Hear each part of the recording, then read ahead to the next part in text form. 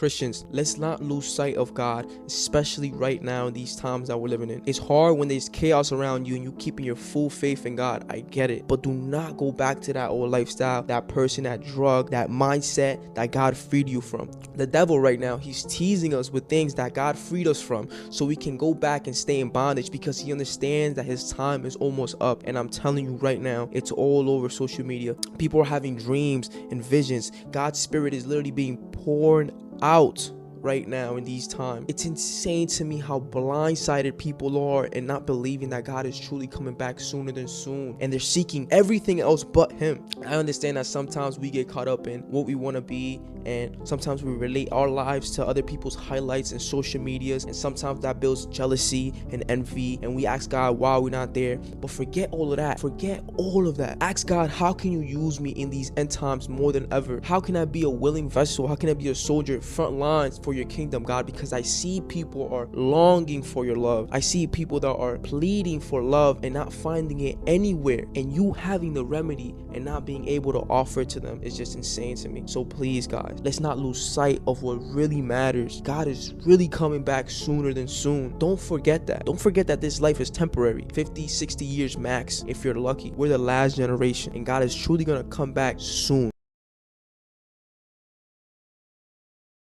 If we're not following Jesus, we shouldn't be expecting our wives to follow us. 100%. Like straight up, because here's the reality.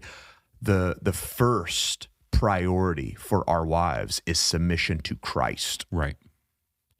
And if we as husbands are not submitted to Christ and following him, why would we ever expect our wives to be submitted to us and to follow us? Right. Now, our wives can love us and our wives can serve us, but to argue that you can just be a man who doesn't follow Christ and your wife needs to submit is garbage. Yeah. And it's unbiblical, right? You want your wife to follow you, be a man and follow Jesus and give her a reason to. Yeah. And what that means is you love her like Christ loved his church. And you go first in everything because that is what Christ did. He went first, he loved first, he gave first, he forgave first, he empathized first, right? Yeah. This is what we do as husbands. And again, like none of that comes naturally for us as men, which is why we got to walk in step with the Holy Spirit of God each day, because only he can do that kind of work in our lives. There are over 6,000 promises in the Bible. Let me just show you a few of them. The first one is Isaiah chapter 43, verse 2.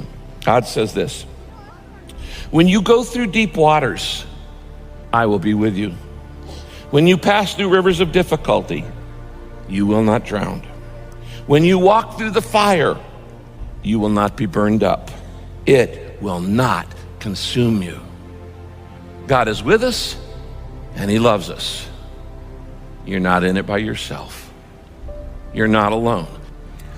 I would rather walk with God with none of my questions answered than to walk through life without him and know all the answers.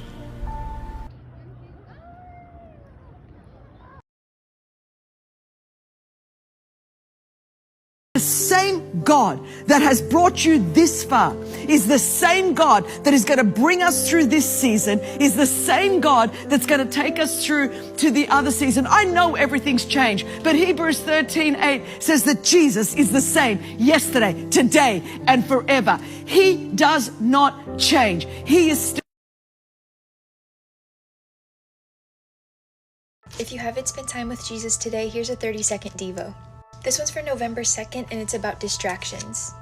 Okay, this one says, do not be discouraged by the difficulty of keeping your focus on me. I know that your heart's desire is to be aware of my presence continually. This is a lofty goal. You aim towards it and will never fully achieve this in life. Do not let feelings of failure weigh you down. Instead, try to see yourself as I see you. I am delighted by your deep desire to walk closely with me through your life. Then it says, when you realize that your mind has wandered away from me, don't be alarmed or surprised. You live in a world that has been rigged to distract you. Each time you plow your way through the massive distractions to communicate with me, you achieve a victory. Rejoice in these tiny triumphs, and they will increasingly light up your days. The reference verses for this one are Romans 8:33 through 34 and Hebrews 4:14 through 16.